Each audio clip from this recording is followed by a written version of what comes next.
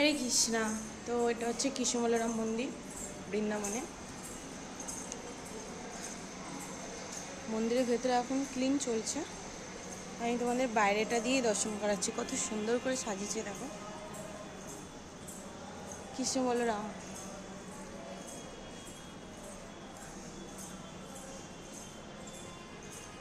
হরি বল।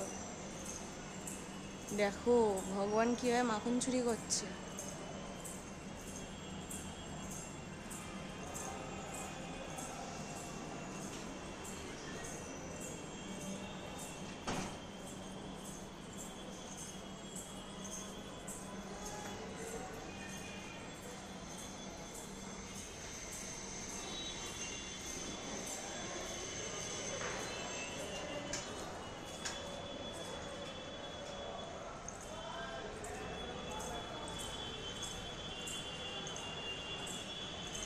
তো এটা হচ্ছে মিউজিয়াম। প্রভুপাদের সমস্ত ব্যবহারিক জিনিস আছে।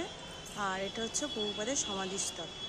আমরা মায়াপুরে যে সমাধিস্থল দেখি ওটা কিন্তু পুষ্প সমাধি, মানে এখানে সমাধি দেওয়ার পর এখান থেকে পুষ্প নিয়ে গিয়ে ওখানে সমাধি দেওয়া হয়েছে।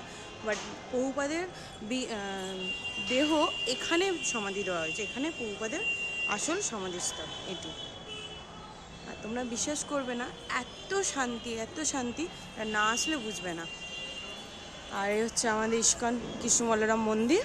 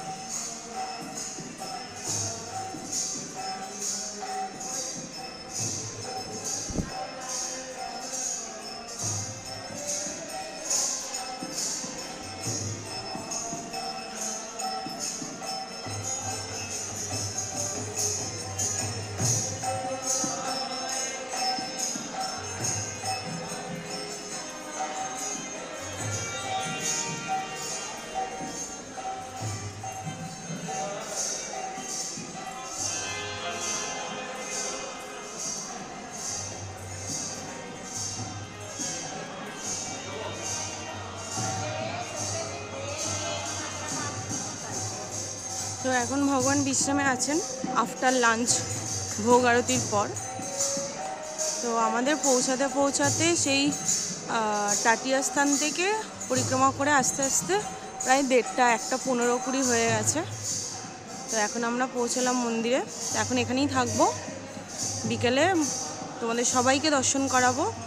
মাঝখানে আমরা প্রসাদ পাবো, এখন মধ্যাহ্ন ভোগের প্রসাদ পাবো। আর বিকেলবেলায় কৃষ্ণ বলরাম আর রাধা শ্যামসুন্দর গৌরনীতায় দর্শন করিয়ে তারপরে আমরা আবার যাত্রা শুরু করব পরিক্রমা।